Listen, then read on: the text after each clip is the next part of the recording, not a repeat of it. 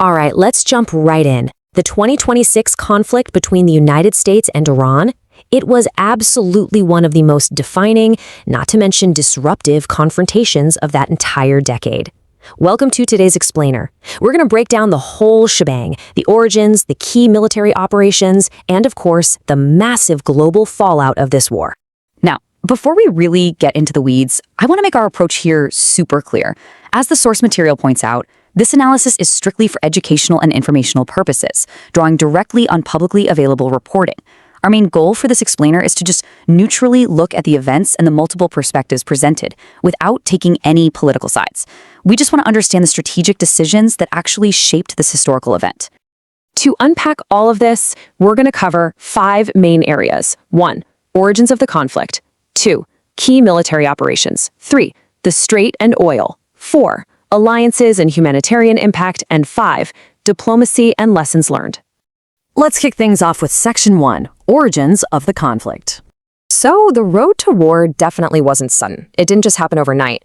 Look at the 3-year mark here. This era was defined by rising geopolitical tensions and some intense strategic posturing between the US and Iran.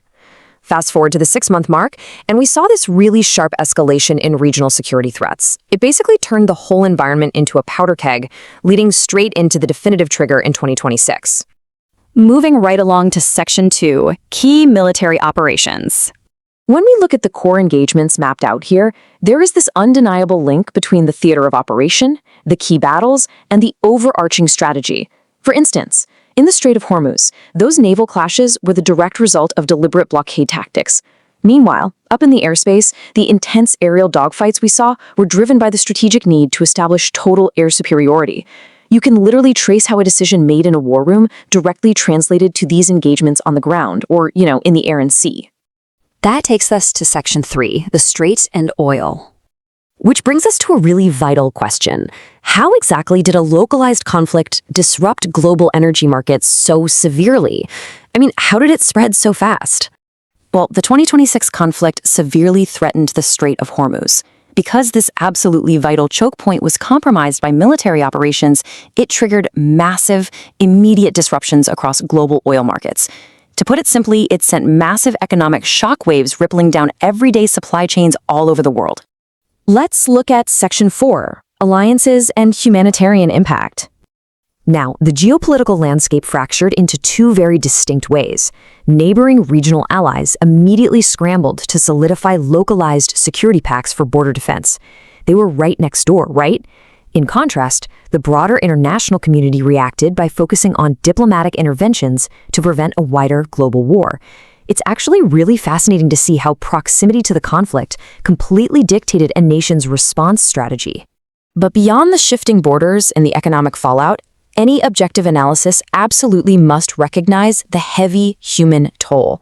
The crisis created a severe humanitarian impact, which was defined by the immense suffering and dire consequences experienced by non-combatant civilians who were just caught in the crossfire. We can't overlook that reality. Finally, we reach Section 5, Diplomacy and Lessons Learned. The complex pathway toward de-escalation required 3 grueling, actionable diplomatic steps. Step 1 was navigating the disputed events just to establish a baseline reality. Step 2 meant initiating international diplomatic efforts with neutral mediators. And Step 3 was assessing the realistic prospects for lasting peace.